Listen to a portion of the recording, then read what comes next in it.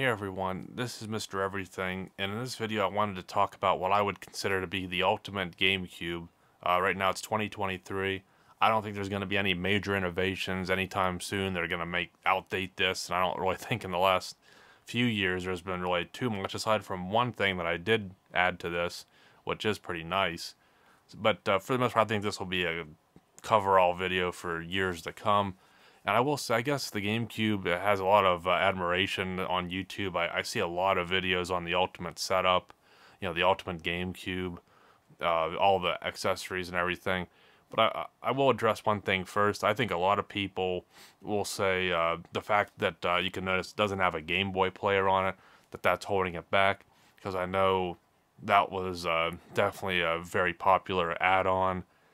To me, I'm just viewing this as the GameCube. If I want to play GameCube games, if I have a GameCube, I want to play GameCube games.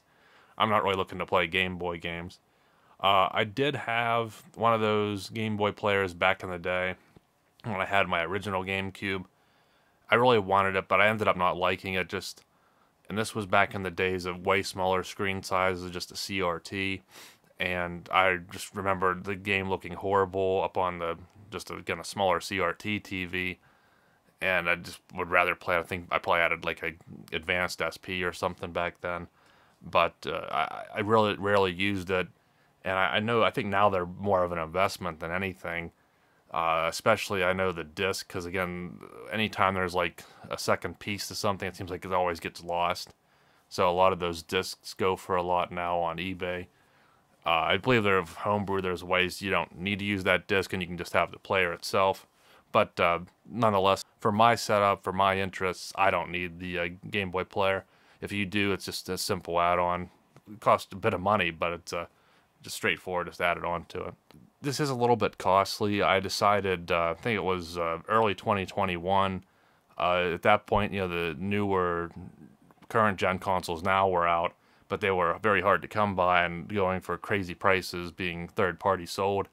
So I decided I'd put a little bit of money into something from in the past and enjoy it. So the first thing is the controller I'm using is the Wavebird. These can be a little bit pricey, and again, it's one of those things where you have to have the receiver for it to work. I ended up getting a decent deal on mine, so I didn't spend too much. You can still find these, and I think now there's even like a third-party knockoff. I'm not sure if it's any good or not, but these aren't bad. I mean, even just the factory wired GameCube controller is very comfortable. So for me, this is what I'm going with. And in terms of memory, I believe what I used, I never had the actual official GameCube memory card, but I had one of these Mad Catz ones. I think it was also a 16 times. So I'm not sure if that just means 16 megabytes or not. But I remember I was able to put all my games on here and I never had an issue. So I picked one of these up just for nostalgia's sake. And then I ended up getting this 512 memory card. And I believe it uses 4 128 gigabyte setup. And when I have this powered on, it'll light up 1, 2, 3, and 4, so you know which one you can switch between. If you fill them up, or if you have other people playing with the same console, you could use this to switch profiles, I guess, in a way. And things get a little bit more interesting when you go to the back. So I'm using this Kaiko HDMI adapter, which is very welcomed. And not crazily expensive either. So obviously at this point, I think most people are playing on HD TVs, big widescreen TVs. There probably are still some people that have CRTs that are happy to use these retro consoles on a CRT. And I know a few of the ones clear at the end that were flat screen and widescreen and could accept a component actually still to this day hold up really well. Same with monitors, but beyond that, I'm using it on just a 4K TV, and component just really doesn't look that good anymore. And this is one of the newer products and innovations that made this way more affordable. Prior to this, you had to use component cables, And one of the main reasons here is you have to have a digital AV out port. So your composite or the analog, but you'll need the digital in order to do this. Now you could just use the factory composite cables with the converter or an upscaler, and go to HDMI, but it just won't look near as good. So this kind of limits which GameCube you can get. I think there are a good bit of these. My original GameCube was black, which I preferred over this indigo color.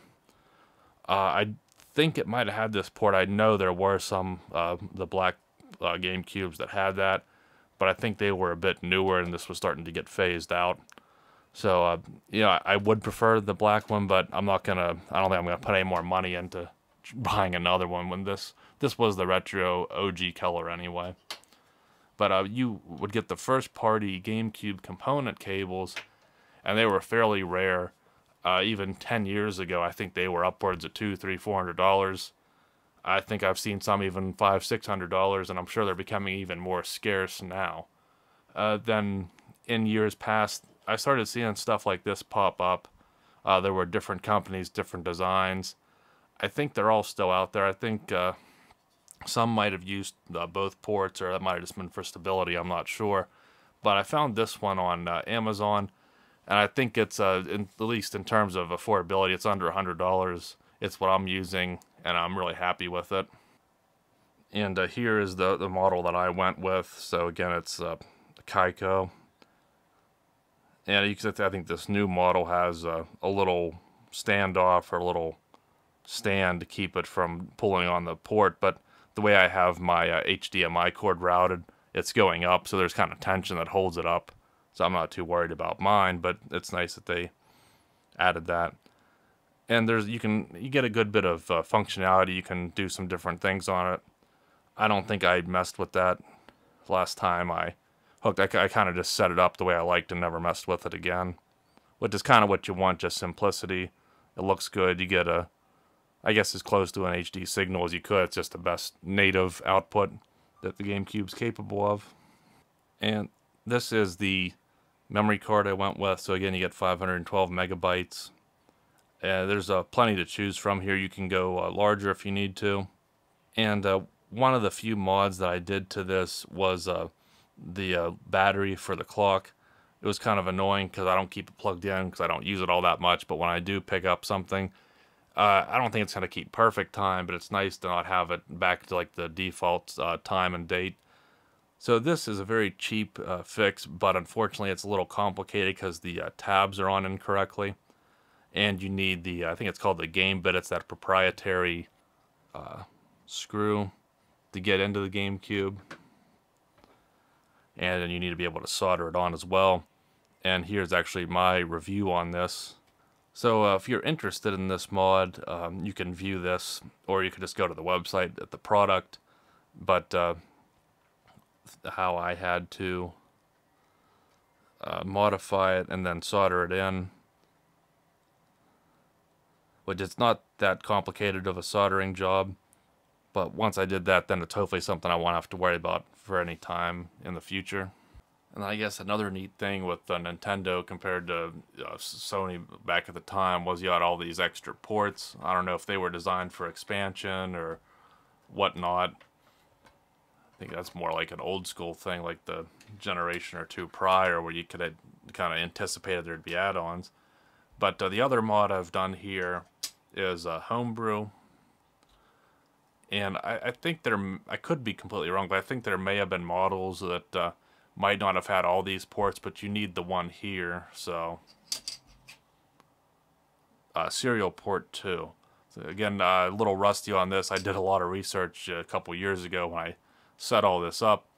But you can buy this little board. Pretty simple. That's all it does, just plugs in there. It converts a micro SD card right in here. Very simple. And then you can put all your games that you own on disc, but you've ripped to a digital format just to preserve longevity of the disc, obviously, which is what I'm doing. You can do that, and then you can have all your collection digitally, but it will require Homebrew, and what I use is Swiss. I'm sure there's other options, but that's just what I went with. It works, so I'm leaving it at that. In order to do that, you need a memory card that has Swiss on it, and then there's some different games discs that you load the save, and that's how you get into it, which is how I've been using the GameCube primarily. And you can basically find the whole kit.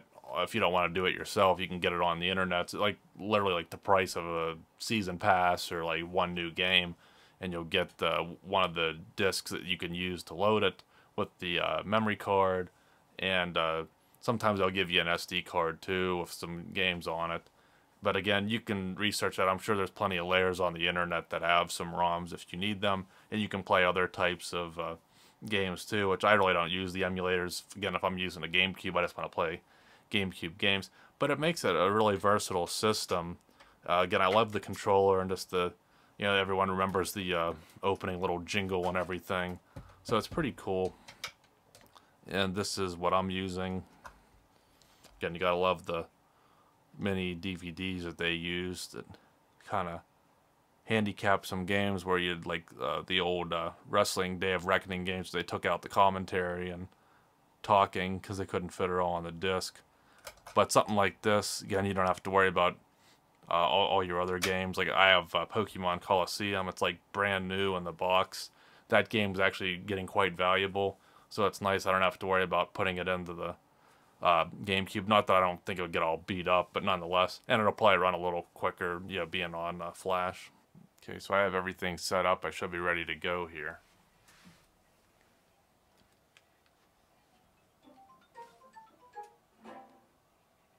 Everyone's favorite boot up, probably.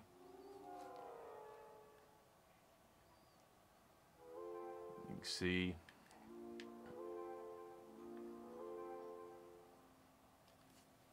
It still held time, so the battery definitely solved that problem.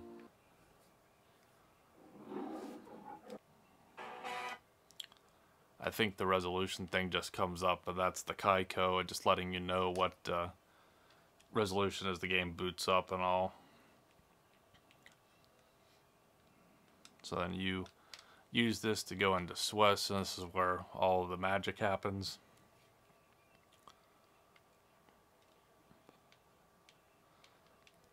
And there are some settings you can play with. This is how I set it up when I was using it a lot. The main one, I like to turn the DVD motor off once you're in Swiss because you don't need to read the disc anymore. And then you can force 480p, so you don't have to, I think it was hold B or something. So that's what I'm doing there. I'm not sure if there's any different versions of Swiss, but I really don't see any issue with what I have here. But then all the fun is right here. Pick from whatever game you want. A lot to choose from.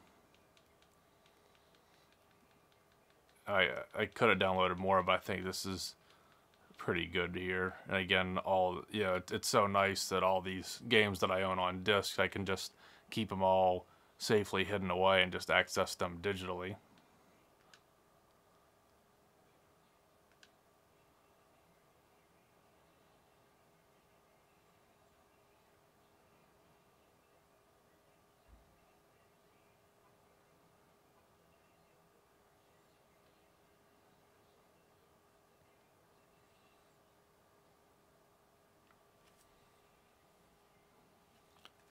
And again, it looks pretty good for a 480p signal on a 4K 55-inch TV. It's not awful. It's not upscale right now, but I'm just retaining native image quality at its best capability, and it looks pretty good.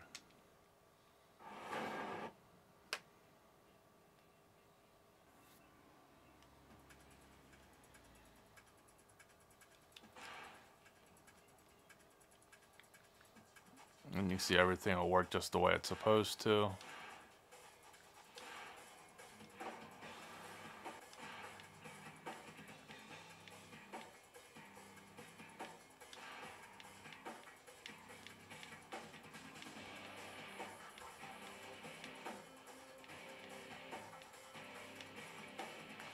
see that everything pretty good here. And then there is audio, I just have it muted so Vinnie Mac doesn't try and sue me.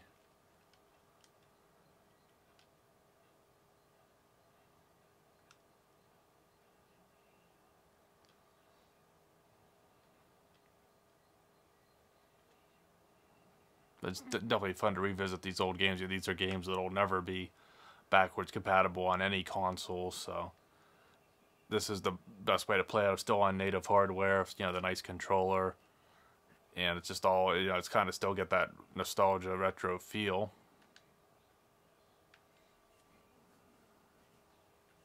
And the cool thing is, you know, this is just one game I'm immersed in, but then all I got to do is reboot, go back into Swiss, and I can pick from a giant catalog. It's just really nice.